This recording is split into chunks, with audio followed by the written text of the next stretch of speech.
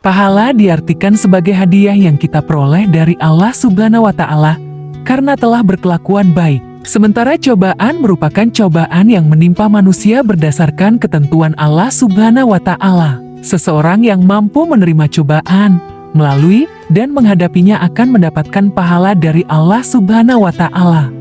Lalu banyak yang bertanya-tanya, bagaimana hukum besarnya pahala di balik cobaan dunia dari Allah Subhanahu wa Ta'ala? Tentu saja hal itu tak dapat dengan mudah kita perkirakan berapa besaran pahala yang kita terima di balik cobaan di dunia itu.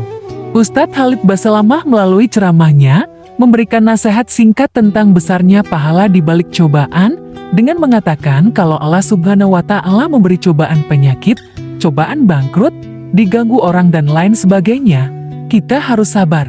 Dengan sabar kita akan mendapatkan pelajaran hidup yang berharga dan pahala yang besar. Beliau mengatakan hal itu dengan menceritakan kembali kata-kata Nabi Shallallahu Alaihi Wasallam yang telah diriwayatkan oleh Hair Baihaqi seperti berikut ini. Manusia pada hari kiamat menginginkan kulitnya dipotong-potong dengan gunting ketika di dunia karena mereka melihat betapa besarnya pahala orang-orang yang tertimpa cobaan di dunia. Hair Baihaqi. Berdasarkan pada hadits riwayat itu, beliau mengajak kita berandai-andai melihat besarnya pahala di balik cobaan di dunia di antara orang-orang yang sedikit menerima cobaan.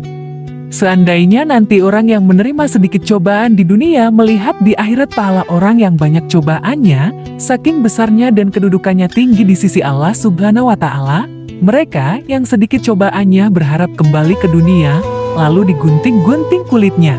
Nah ini sakit, digunting kulit. Tapi mereka berharap itu supaya mendapat pahala yang besar di akhirat nanti, kata Ustadz Khalid Basalamah. Beliau melanjutkan penjelasan bahwa kita semua harus bersabar ketika menerima cobaan dari Allah Subhanahu wa Ta'ala ketika masih di dunia. Kesabaran dan keikhlasan akan membawa kita kepada posisi yang tinggi di hadapan Allah Subhanahu wa Ta'ala dan menerima hadiah darinya lebih baik daripada orang-orang yang hanya menerima sedikit cobaan di dunia.